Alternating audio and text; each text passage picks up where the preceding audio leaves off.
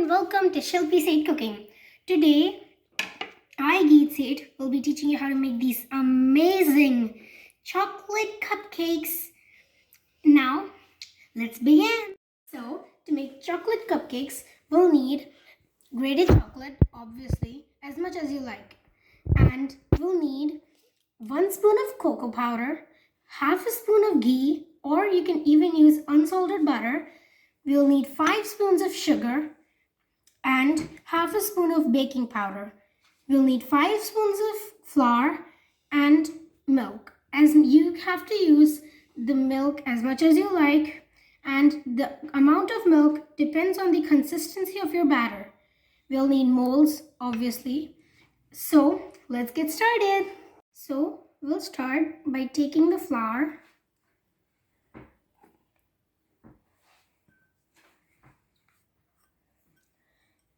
then we'll add the sugar,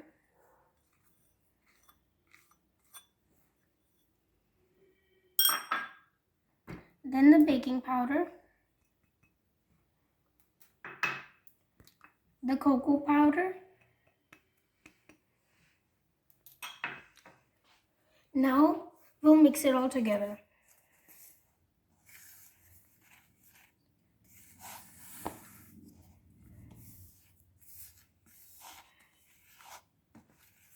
Next, we're gonna take the unsalted butter or ghee and we're gonna melt it.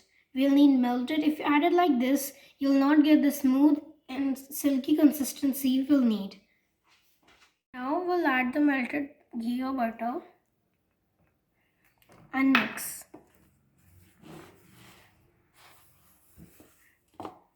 Now we'll add milk.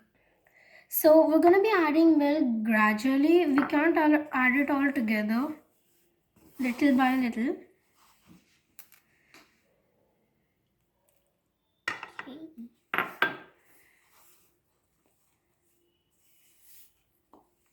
Now you can see the color has already started to darken.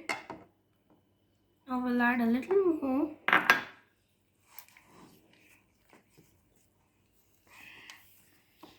It already smells so good, right? You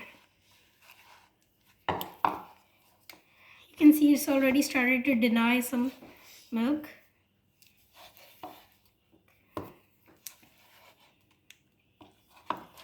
We don't want any lumps, all right? Now you can see the consistency. It looks so good. We don't want any lumps. They're not gonna taste good. And don't overmix. If you overmix, it's not gonna taste so good. Next we have our chocolate. We'll take some chocolate.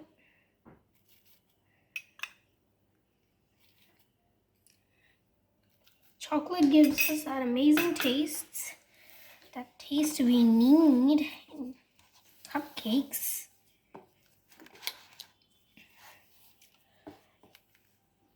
And don't worry about the melting chocolate because it's supposed to melt.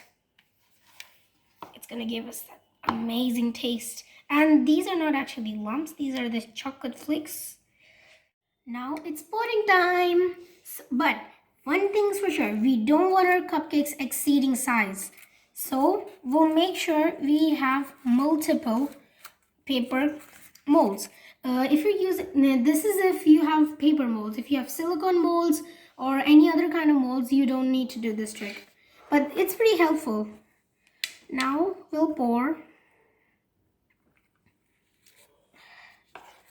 Use a spoon for this. And only pour till it fills half of the mold or a little less than half.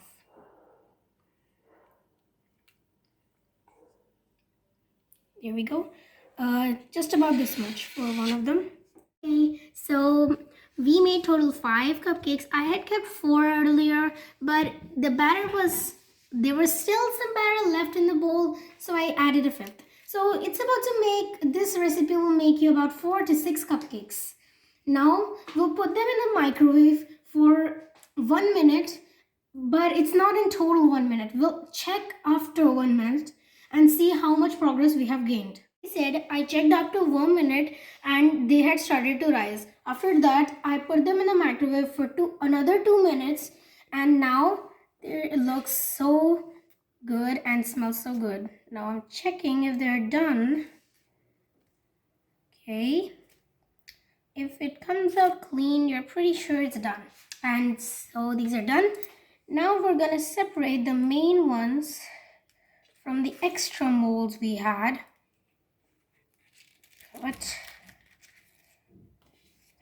So now that we have separated them, it's garnishing time.